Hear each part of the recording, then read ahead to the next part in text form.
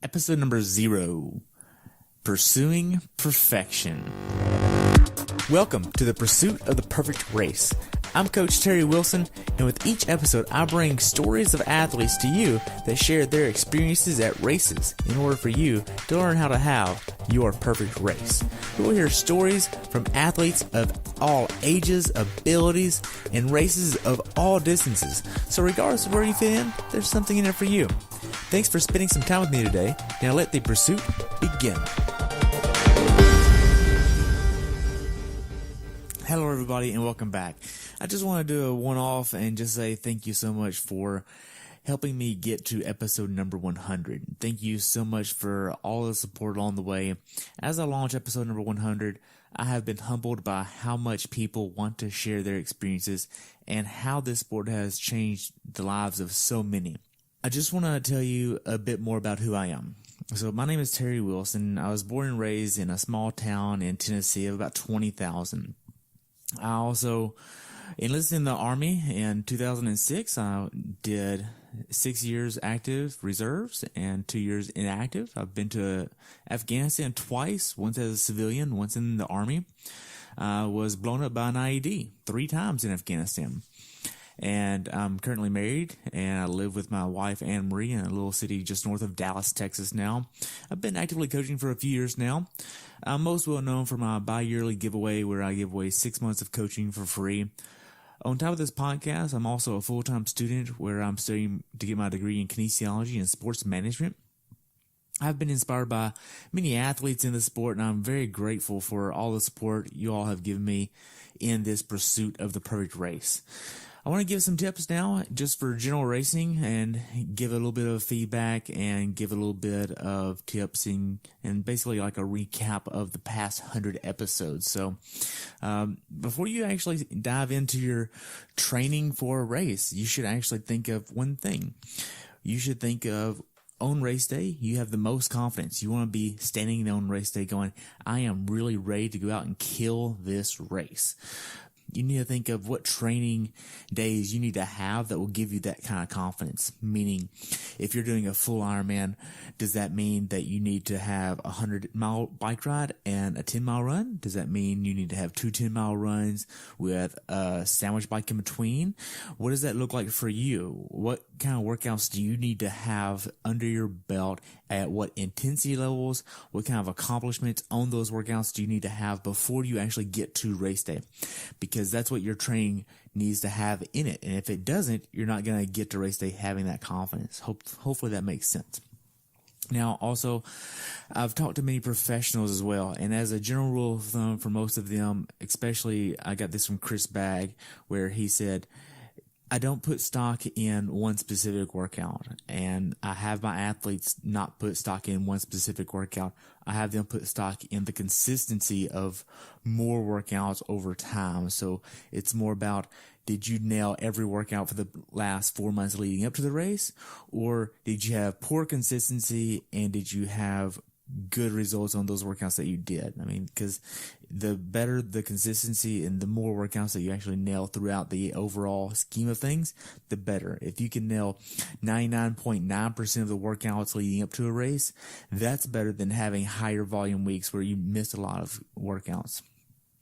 So PSI, this is a big topic of discussion about where PSI should be on race day. Every course, I think, is a little bit different, but as a general rule of thumb, 90 to 95, I feel like is a good rule of thumb regardless of the course. It's going to give you enough shock absorption, but it's not going to give you such a hard ride where your tire is floating over the road versus absorbing the road and rolling forward. So that's just a rule of thumb. Calories per hour, just from my experience, what I would recommend is 300 to 325 calories per hour. If you're in this range, you should have a good day. More is okay, upwards of 350 to 400, maybe even 425 if you've been training that way. But less, if you go less than that, you're probably likely to bonk and not have enough energy on the run. That's just my thinking on that. And now, as far as a heat strategy, I listened to the Boulder, when I was doing the episodes of Boulder, I took really good note of this. The race organization there actually had tube socks for everyone on the run, and I would actually recommend people wearing the short sleeve kits. It's more aero than the sleeveless kits, and bringing a tube sock with them on from T2 would set them up for a great day if it's really warm. So that way, on top of the sunscreen, if you bring a tube sock, then you can put ice in it at the first aid station, get some nutrition in, and then proceed. Now you have that bag of ice, which is your tube sock, and you can move that around versus having ice everywhere. That's going to actually prepare you a little bit better, and you can put it in your hat, you can put it under your kit, you can put it wherever you want to, and it's not going to hurt you too much because it's not going to be direct contact of the ice on your skin. Also, before the race actually starts and you drop off your bike, walk from the swim out to your bike, knowing where your bike is in relationship to swim out is going to be very helpful. So at Chattanooga, it's a really long transition. Knowing that route, knowing what to look for, knowing how you're going to be getting in transition, and then also knowing where you're going to be leaving transition. Where's your bike in relationship to bike out? Where is the actual mount line at? And is that the same as the dismount line? If it's split transition, it's going to be a little bit different, so you need to know both of those, okay? Also, something a little bit that it was very lightly touched on, but putting an Aleve or an ibuprofen on the back of your bib, just using it by a piece of tape. So put a piece of tape on the pill and then put that pill on the back of your bib. That way, if you're doing a full Ironman, this is especially helpful because you're going to be in aero for such a long time. And if you are hunched over in aero for a long time, then you get to the run and your back is still kind of stiff, you might actually want that ibuprofen or Aleve. So that way, hey, now then you can have something for the pain of that, and that will help that go away. Also, many people have actually had issues of their bike computers or power meters on race day.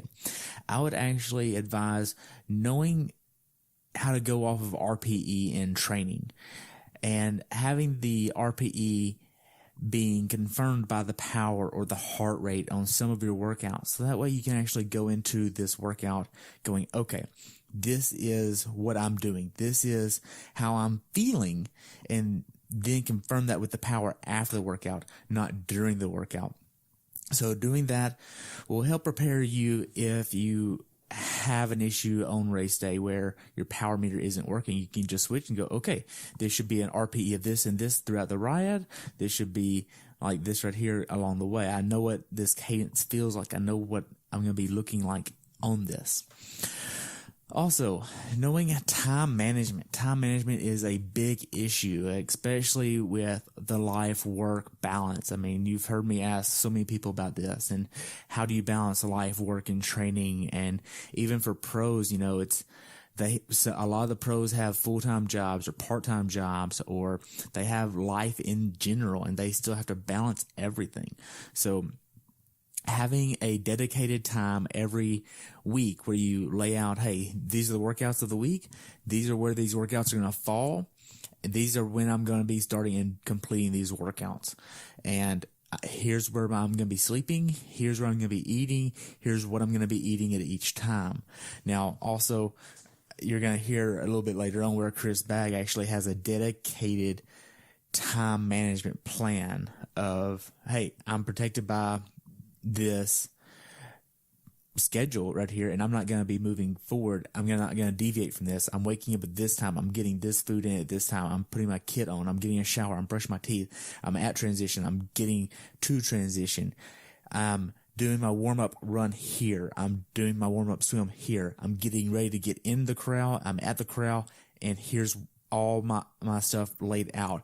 So having that on race morning, so that way you're just not flying by the seat of your pants going, well, yeah, I'll go over here and talk to so-and-so because I haven't seen them in a while. Well, this is your race day. This is what you prepare for. You put 8 months or so of training dedicated into this one day, and now then instead of focusing on you, you want to go focus on someone else. it doesn't make sense. You need to focus on you and how you can have the best day possible. Now then, if you're doing your first half or your first full, some of the things that I would highly recommend is doing a time management, knowing your nutrition, and actually testing it out on big training days. And that's going to help you have the best day possible. And not only that, enjoy it. You have to really enjoy this. I mean, whether it's Canada or whether it's Redman 70.3 or Rev 3 Quasi or any of the Ironman races, just enjoy the experience. You're out there with over 500 of your best friends. You're out there doing what you enjoy doing because it makes you feel like a kid again. Don't forget to enjoy it, okay? I hope you've enjoyed this podcast so far, and I look forward to having this out there for a long time coming. And thank you so much for your support. I've enjoyed everything about this podcast so far, and I look forward to bringing you so much more information. If you haven't already, share it with a friend, share it with somebody that you know about, hey, this is something that was great. This was something that made me cry. This was something that I can't believe they overcame this. Or, hey, I don't know that, I didn't realize that the pros did this or that, whatever, share this out with a friend. I really enjoy seeing this grow. I've enjoyed seeing the 30 or 40 people so far contact me and say, hey, thank you so much for doing this. I learned this or that from your episodes. So it's really been rewarding for me, and I really appreciate all of the support I've gotten from all of you listening. Thank you so much. I hope you have a great day, and if you need anything, just contact me. I'm pretty much an open book. Anybody that's been on the podcast realizes that, hey, it's really easy. It's super simple, and I don't ever take myself too serious. So hope y'all have a great day, and until next time, continue the pursuit.